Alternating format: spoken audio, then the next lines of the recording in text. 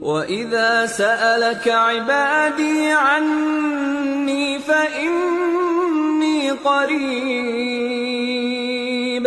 أُجِيبُ دَعْوَةَ الدَّاعِ إِذَا دَعَانِ فَلْيَسْتَجِيبُوا لِي وَلْيُؤْمِنُوا بِي لَعَلَّهُمْ يَرْشُدُونَ.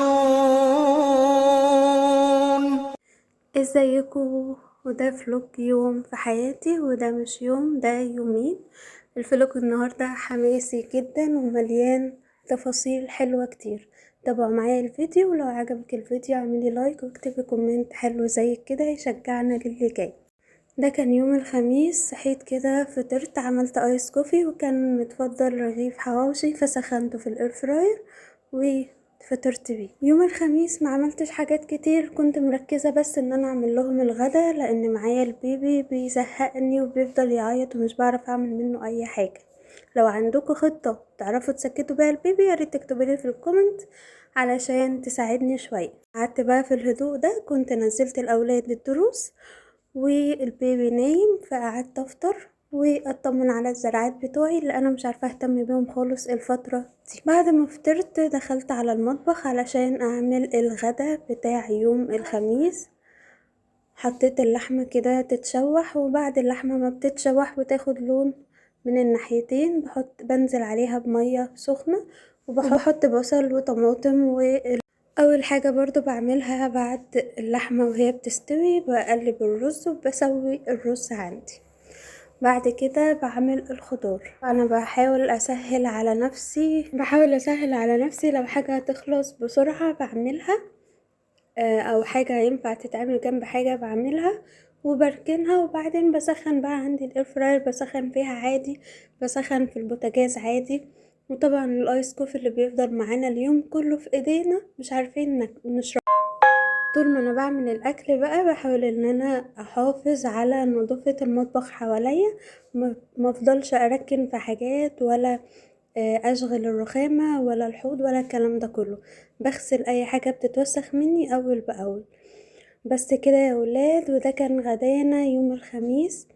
والاكل الحمد لله اكلنا، وحطيت بقى شوية بسلة ولحمة في الطاجن ودخلتهم الاير فراير ياخدوا وش كده، والحمد لله اكلنا. يوم الجمعة بقى كان عندنا مناسبة، فصحيت جهزت اللوزي اللبس اللي هتروح بيه، واتأكدت ان الشقة كلها عندي نظيفة. زي ما بقولكوا بحاول ان انا اشيك على الشقة كلها بالليل. الغدا عندي كان متبقي فما كنت شايلة هم الغدا. كان عندي بقى خطط تانية لليوم، ان انا هفطر بس وبعدين هنزل. وهنا ما كانش ليا نفس الفطار خالص، فعملت لي طبق فاكهة كده بسيط، وعملت جنبه حطيت بيبسي. مرضتش اعمل ايس كوفي على امل ان انا هخرج وهشرب برا ايس كوفي، بس ما حصلش نصيب. المهم لبست ونزلت، اتحركت كده، جبت شوية طلبات، ورحت كمان جبت طلبات للمطبخ. عن المكان ده في البلد غني عن التعريف. انا دخلت بس بصراحة ما اخدتش راحتي فيه، ما ارتحتش فيه خالص. المهم رجعت، كنت جايبة للوجي كده توك للمدرسة وبرفكت، وكنت جايبة بقى شوية حاجات بسيطة كده للمطبخ. الاسبراي بتاع الدهون قلت هجربه، وجبت كمان فوط، وجبت بوتل للوجي والاحمد للمدرسة، وجبت مج ايس كوفي طبعا، وجبت الفرش بتاع البوتاجاز وستيكر علشان نغير ديكور المطبخ مع بعض في الفلوجات اللي جايه. بقى رأيكم في الديكور كده لحد دلوقتي؟ وهنا ما تتريقوش عليا لان انا كنت بغسل الحاجات بايد واحده.